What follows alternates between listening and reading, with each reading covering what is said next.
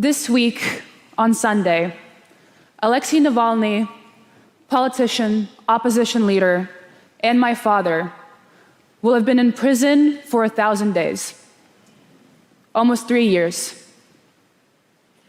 I miss him every single day. I'm scared that my father won't be able to come to my graduation ceremony or walk me down the aisle at my wedding. But if being my father's daughter has taught me anything, it is to never succumb to fear and sadness. And I've experienced both, fear and sadness.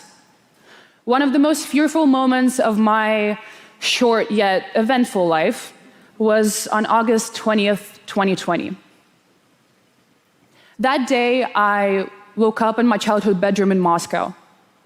Like many of us do first thing in the morning, I rolled over to the bedside table and reached for my phone. I looked at the screen and was surprised at how many notifications I had. Twitter, Instagram, Telegram, you name it.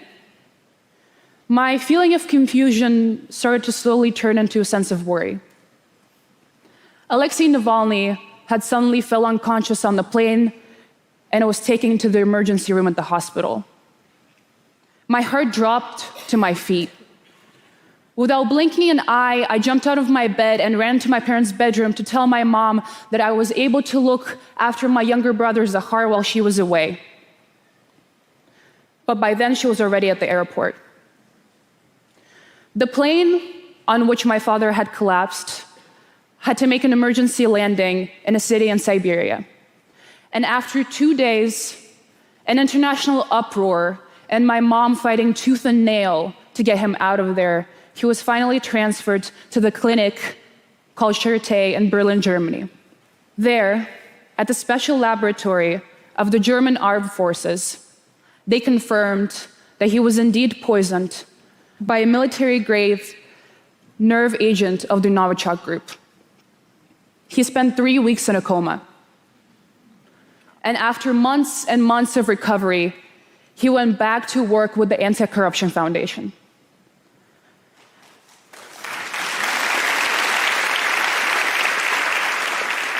Founded over a decade ago, the Anti-Corruption Foundation has been doing incredibly important and dangerous work of spreading information and exposing the corrupt nature of the Russian government.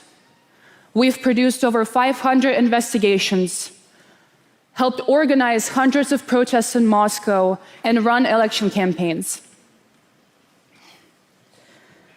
We provide free legal assistance to those who, like my father, have been imprisoned for peacefully protesting the regime.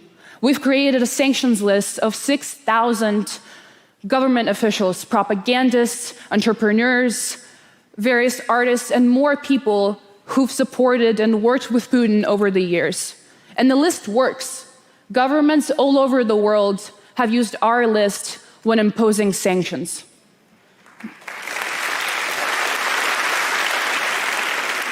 Because Putin and his associates, they live lavishly. They own condos in Miami and penthouses in Manhattan. They own vineyards in France and villas on Lake Como. They buy enormous yachts and country houses with gold toilets. They buy private jets to send their corgis to dog competitions.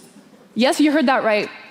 In 2016, the Anti-Corruption Foundation had released an investigation that Russia's deputy prime minister owned an undeclared jet valued at over $60 million and used it primarily to send his dogs to international competitions. All of this while most citizens in Russia scramble and live on wages of under $200. According to independent polling done by the ACF Sociology Center, only 15% of the population believe in Putin's propaganda. That means that 85% of the population either opposes the regime, doesn't think it really affects them, don't follow politics, or simply don't know what to believe. This is why we ask our supporters, who are ordinary citizens, to spread our investigations and news content to their family members, friends, and loved ones, because we know that if we can reach those who are on the fence or persuade those who have been brainwashed by Putin, we'll get that much closer to changing the regime. One of my favorite chants my dad used to do during the 2011 to 2014 protests in Moscow was "one for all and all for one." This is a phrase that we're all familiar with, but most of us often forget. Dictators like Putin want us to forget it. They want us to forget how strong we can be when we work together. They want us to forget how much we can accomplish when we stand side by side. Because it is that much harder for any dictator to fight an international united front than each of us individually.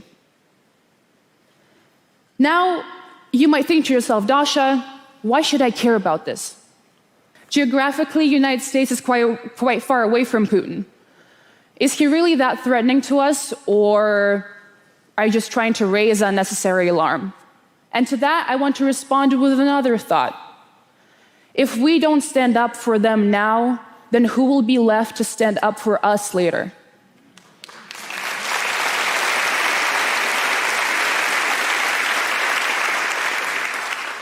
Cyber attacks, spreading of propaganda and disinformation, meddling in the elections, bribing your government officials. This has been and is continuing to happen. The West, Europe, and the United States have tried talking to Putin. And where did that get us? The illegal annexation of Crimea in 2014, and now a full-scale war in Ukraine. Tyrants and dictators don't want diplomatic relations. All they want is power. I often catch myself thinking how I shouldn't have gone back to school that fall. I should have stayed with my family while my dad was recovering. I should have gone on that plane with him back to Russia and hugged him before he got unlawfully and outrageously arrested at the airport. That day, when he went back, on January 17th, 2021, thousands of people showed up at the airport to support him. When I was younger, I didn't really understand how my dad could be so optimistic about the future. He was constantly threatened, arrested, followed. Our family would be followed by men dressed in all black, wearing baseball caps and ridiculous-looking fanny packs when we would go to the cinema. And after a while, my dad decided to make a game out of it. Whenever we would get on the subway, we waited until the last moment and quickly got out of the car right before the doors closed so that FSB agents were left behind. A unique childhood experience. I think one of the main reasons for my dad's success is that he's always been incredible at channeling his emotions into hard work and motivation. He wouldn't get sad, and he was certainly never afraid.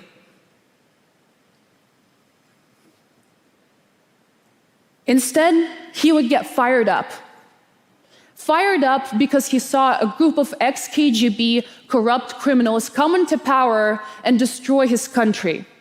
Seeing that motivated him so much more to work that much harder to stop them. And that is what makes a true patriot. Of course, I understand that first and foremost, the change needs to come from within the country. And that is precisely why, knowing all the risks, my dad went back to Russia 996 days ago, because he simply couldn't not go back. My dad is an incredibly courageous and selfless man, and I can only dream to be like him one day. He doesn't run or hide, and unlike my father, Putin is a coward. A coward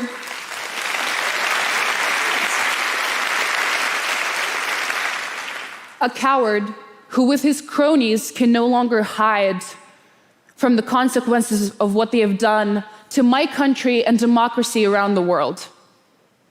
And you, everyone who's sitting here today or watching this online, you can help now. You, unlike millions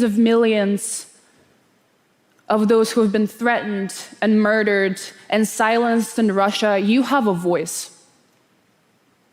Please don't take your freedom for granted. Russia is my home. It's where I was born, it's where I grew up, it's where I became the person I am today.